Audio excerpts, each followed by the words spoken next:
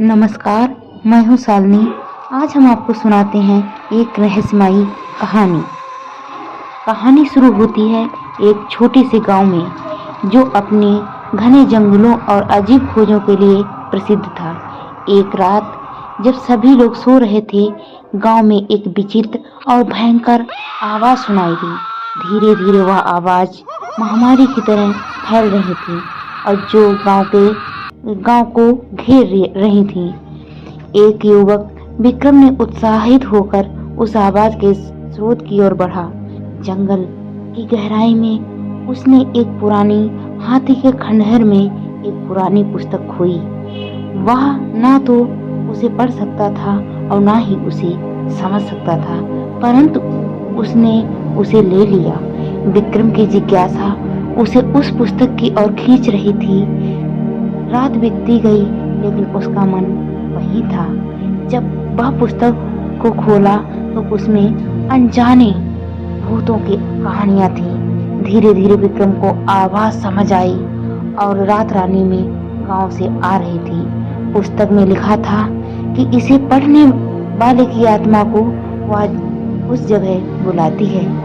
अगली रात विक्रम ने वहीं जंगल में पुस्तक की आवाज को सुना।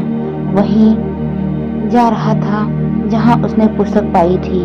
धीरे धीरे पुरानी हाथी के खंडहर में पहुंचा।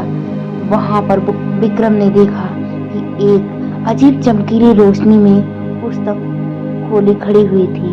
धीरे धीरे उसने पुस्तक के पृष्ठों पर लिखे अक्षरों को पढ़ना शुरू किया।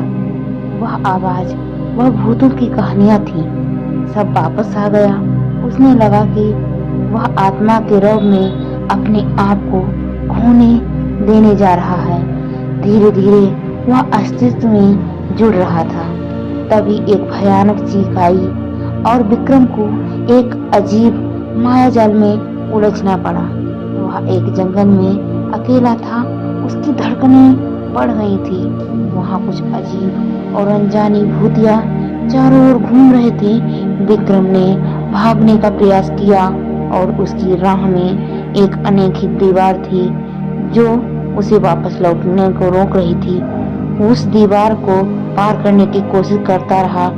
वो सिर्फ एक भयानक अवस्था में उलझता चला गया। धन्यवाद। यदि आपको हमारी कहानी अच्छी लगी हो तो हमारे चैनल को लाइक करें, सब्सक्राइब करें और ज़्यादा से ज़्यादा मेरे वीडियो को शेयर करें। धन्यवाद।